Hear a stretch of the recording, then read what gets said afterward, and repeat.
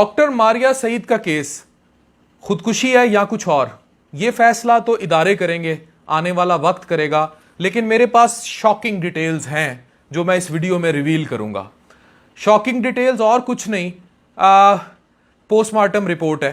Postmortem report पे भी मैं बात करूंगा और उस सारी इंफॉर्मेशन पे बात करूंगा जो उनके क्लोज फैमिली मेंबर्स और कुलीग से आई। मैं ये बताता चलूं कि डॉक्टर मारिया सईद की जो बहन है वो भी एक स्पेशलिस्ट डॉक्टर हैं और इनकी बहुत सारी कुलीग्स और फ्रेंड्स जिन्होंने न्यूजीलैंड या बाहर के मुल्कों से भी मुझे इन्फॉर्मेशन भेजी, और वो लोग भी जो इनके क्लोज काम करते थे। और आप ये भी हैरान होंगे कि मुझे ऑटोप्सी रिपोर्ट जो आई वो भी वाइट कोट के लोगों ने ही भेजी, और ये रिपोर्ट शायद किसी और तक जाने से पहले पहुंचा दी गई ताकि इंसाफ मिले। सबसे पहले हम ऑटोप्सी रिपोर्ट पर बात करते हैं। ये आप तस्वीर देख सकते हैं, ये डॉक्टर मारिया सईद के जो खाका है ये उस फेस की है ऑटोप्सी रिपोर्ट में, जिनमें 2 इंजरियां दिखाई गई हैं। एक तो वो स्ट्रैंगुलेशन है जहां वो लटकी हुई थी, ये इंजरी नंबर 1 है, और इंजरी नंबर 2 जो है वो उनकी आंख के ऊपर जो है वो निशान है, ये लेफ्ट आंख के ऊपर। अच्छा, अब हम दूसरी पूरी बॉडी की जो है उसको पोस्टमार्टम रिपोर्ट को देखें। इस पे 10 से 12 इंजरीज हैं, जिसमें दोनों बाजुओं पे यहाँ डेल्टॉइड्स पे ये यकीनन तशद्दुद के निशान है जब पकड़ा गया। इस हाथ पे बहुत बुरा निशान है जो कि तशद्दुद का निशान है। दोनों गोडों के जो इन पे निशान है, गोडों के नीचे ये निशान है। फिर इनके राइट अंगूठे के ऊपर निशान है, इनके इस वाले बाजू पर बड़े बुरी तरह पकड़े जाने के निशान है, और इनके दूसरे बाजू पर भी पकड़े जाने के और मारे जाने के निशान है। तो ये थी इनकी पोस्टमार्टम रिपोर्ट, ये आप इमेजेस देख चुके हैं। इससे ज़्यादा डिटेल्स मैं शेयर नहीं करूंगा, वो फिर इदारों की जिम्मेदारी है। लेकिन इससे साबित यही होता है कि इन पे तशद्दुद किया गया। और शॉकिंग डिटेल्स ये हैं कि ये जो मैरिज थी इनकी, इनके हस्बैंड के साथ, ये एक अब्यूसिव मैरिज थी। इस मैरिज में इश्यूज थे। इशू ये था कि इनके हस्बैंड साहिवाल होते थे और कोई दूसरी मैरिज का इशू था। लेकिन जो मेन इशू था वो इशू था उस घर का जो डॉक्टर मारिया सईद ने मेहनत करके अपनी रेजिडेंसी के दौरान, she was doing second FCPS, second fellowship अपनी कर रही थी।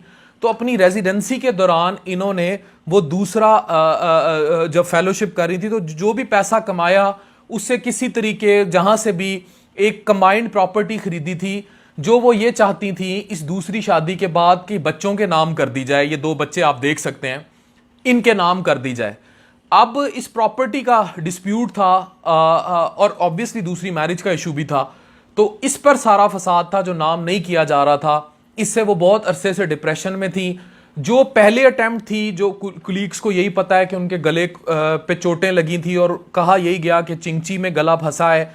अब इसमें बहुत सारी जिम्मेदारी सोशली भी आ जाती है कि उसको भी इन्वेस्टिगेट किया जाना चाहिए था कि खातून किस ट्रॉमा से गुजर रही है। क्या कोई क्लोज फ्रेंड्स को नहीं पता थी ये बात कि शायद एक प्री अटेम्प्ट पहले भी हो चुकी थी, वो अटेम्प्ट तशद्दुद की थी या सुइसाइड की थी, उसको भी इन्वेस्टिगेट होना चाहिए था। एनीवेज, जो दूसरी अटेम्प्ट हुई उनकी स्ट्रैंगुलेटेड बॉडी मिली, वीडियो वायरल है नेट पर, मेरी पहली उसका लिंक भी मैं डिस्क्रिप्शन में डाल रहा हूँ। और उसके बाद जो हुआ वो ऑटोप्सी रिपोर्ट है। फैमिली बटी हुई है, इनकी एक फैमिली टोटली जो है वो अगेंस्ट है, ऑटोप्सी भी ले रही है और वो कार्रवाई भी करने के जा रहे हैं और वो सारे मसले। लेकिन मैं यहाँ कुछ बातें करना चाहूँगा। एक इंतहाई पढ़ी लिखी डॉक्टर इस नहज तक आई क्यों? इतने डोमेस्टिक वायलेंस का शिकार होती रही। हम लोग तो अपनी बेटियों को इसलिए पढ़ाते हैं कि भाई वो ताकतवर बने, अगर वो अर्निंग रिसोर्स हैं वो ताकतवर बने। लेकिन हमारा मुआशरा इस नहज पर आ चुका है। आप आज रिश्तों के इश्तिहार देख लें उठाकर, डॉक्टर का रिश्ता दे दें, मुंडा जेड़ा है भावें वो मैकेनिक होवे, डॉक्टर दे दें। आप इमेजिन करें, मेरे फादर और मदर दोनों प्रोफेसर हैं, डॉक्टर हैं, बहुत लोग मुझे क्लोजली जानते हैं, बोथ आर FCPS। मैंने डॉक्टर से शादी की, डॉक्टर नाजिश से, मीडिया पे आप उन्हें देखते रहते हैं। She is finally a resident in radiology. मैंने FCPS गैस्ट्रोएंटरोलॉजी किया और मैं ट्रांसप्लांट हेपेटोलॉजी में आगे, गैस्ट्रो भी एक सुपरा स्पेशलिटी है, फिर मैं ट्रांसप्लांट हेपेटोलॉजी आगे सुपरा फेलोशिप करने गंबट आ गया। और 2-2.5 साल से I am living away from Nazish, my wife. लेकिन वो डॉक्टर थी, मैंने उसको समझा, उसने मुझे समझा, और हमारी मेंटल कंपैटिबिलिटी इतनी स्ट्रांग रही कि इस फासले के बावजूद हमारे दरमियान कभी कोई प्रॉब्लम्स नहीं हुए। मैं 1 साल मैंने फेलोशिप की, फिर मैं प्रमोट हो गया असिस्टेंट प्रोफेसर और कंसल्टेंट के तौर पर ट्रांसप्लांट हेपेटोलॉजिस्ट और गैस्ट्रोएंटरोलॉजिस्ट। मैंने जिंदगी से यही सीखा कि आपकी कंपैटिबिलिटी जो होती है वो ये जाहिल चेक नहीं कर सकते। डॉक्टर की कंपैटिबिलिटी डॉक्टर चेक करता है, लेकिन प्राइवेट मेडिकल कॉलेजेस आए, चाइना रशिया आया, इधर से सरकारी कॉलेजेस आ गए, लड़कियों का रुझान इतना ज्यादा हो गया मेडिकल की तरफ, और मोस्टली मैरिजेस में फिर आपको पता है जात पात, पैसा, बाकी सारे प्रॉब्लम्स भी आ जाते हैं।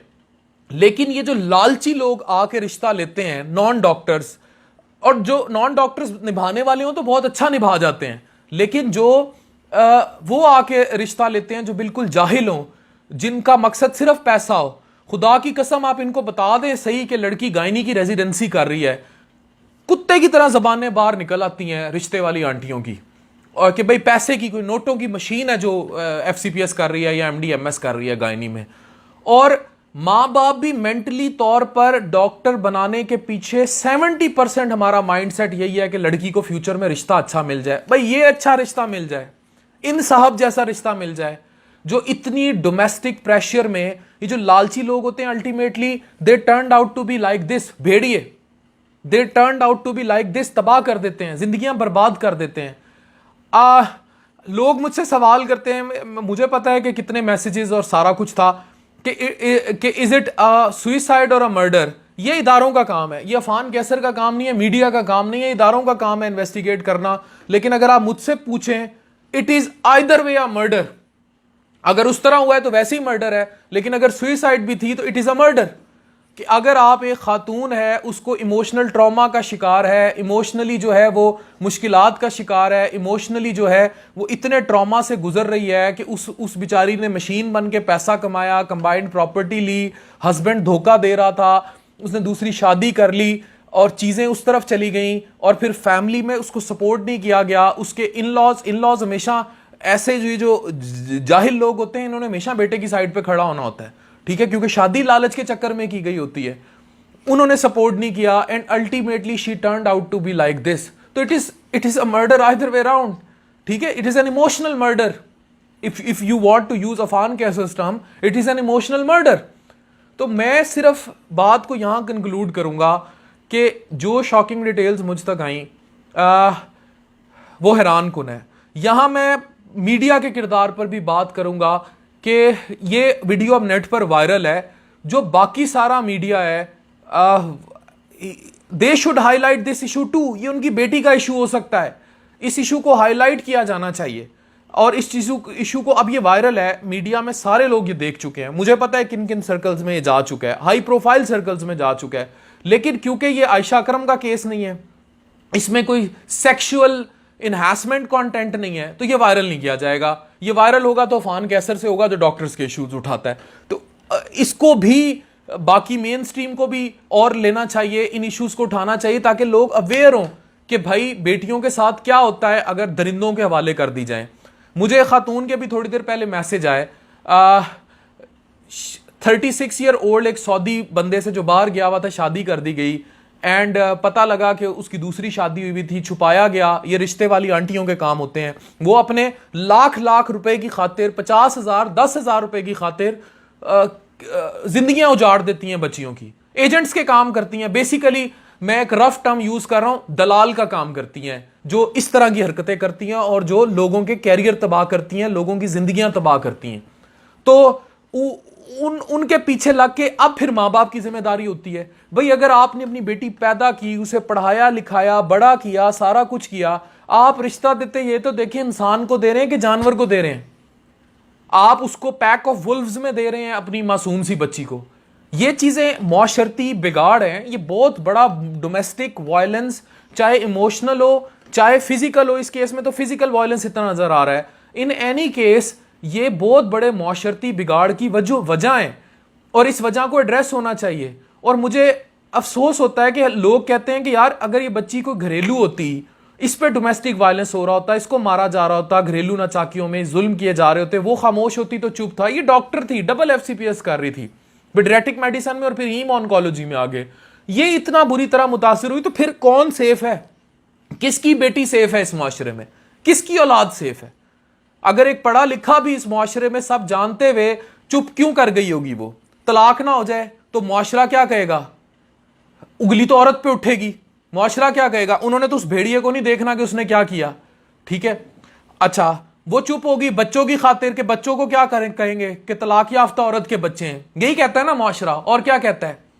आप यहां एक्स्ट्रा मैरिटल लोग अफेयर चला लेंगे, नंगी वीडियोस देख लेंगे, वायरल कर लेंगे, हर तरह का औरत से बाहर रिलेशन बना लेंगे, लेकिन जब औरत को ऑन करने की बारी आती है अपनी बीवी को डिसऑन कर देते हैं, अपनी बीवी को ऑन नहीं करते। ये ऐसा मुआशरा है।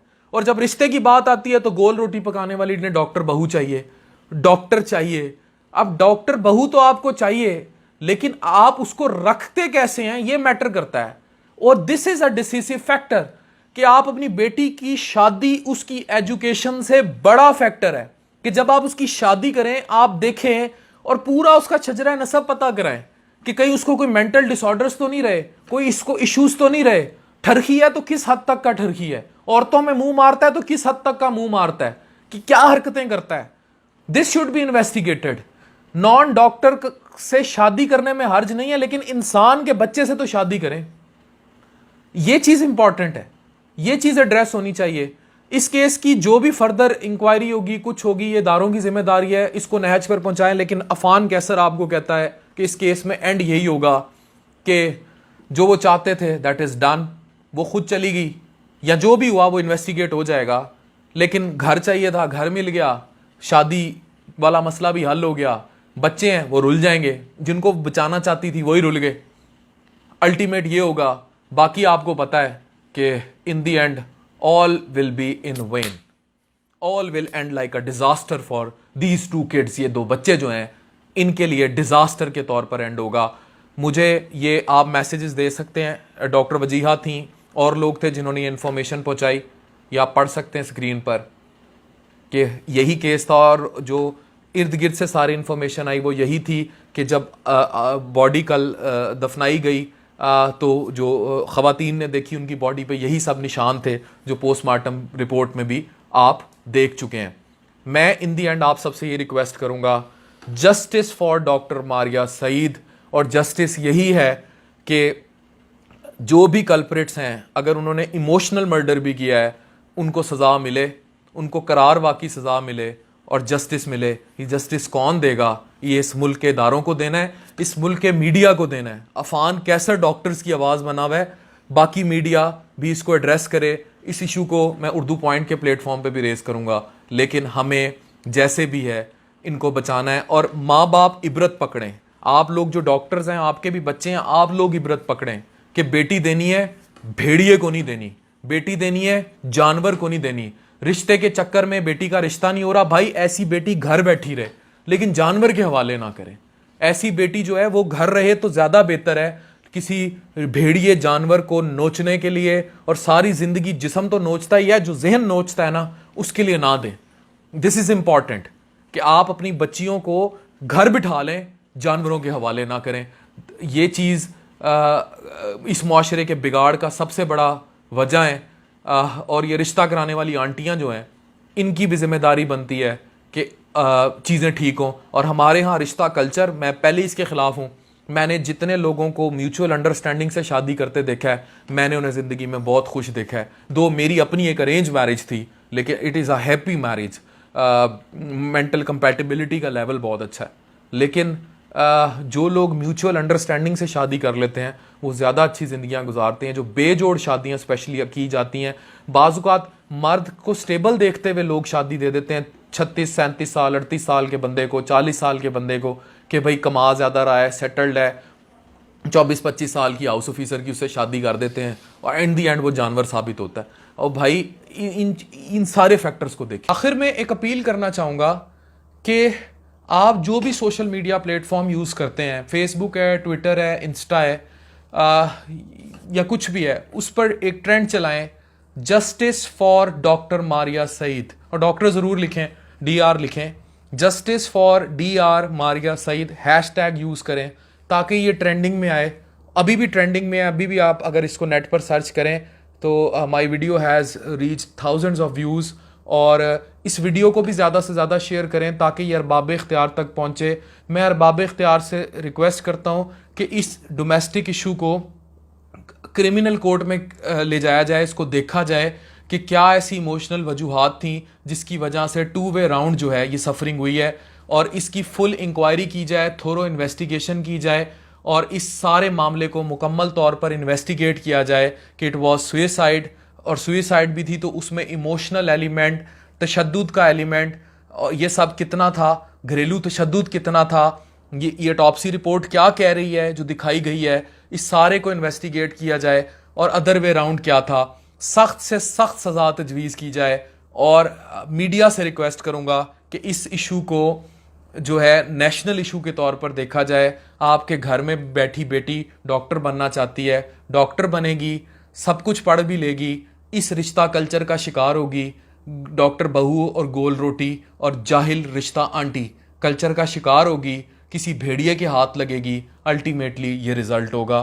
खुदारा डोमेस्टिक वायलेंस के ख़िलाफ़ आवाज़ उठाएं, इमोशनल ट्रॉमे के ख़िलाफ़ आवाज़ उठाएं। और मैं यहाँ वालदैन से भी एक रिक्वेस्ट करूँगा, कोई वालिद अपनी बेटी को रुखसत करते हुए ये ना कहे कि अब उस घर से तुम्हारी लाश आए, क्योंकि उस घर से फिर डॉक्टर मारिया सईद जैसी बेटियों की लाश ही आती है। उन्हें ये हौसला दे के भेजें कि अगर ये शख्स भेड़िया निकले तो घर वापस आ जाना, तुम तब भी वैसी बेटी होगी जैसे तुम्हें आज रुखसत कर रहे हैं। डॉक्टर अफान कैसर, साइनिंग ऑफ।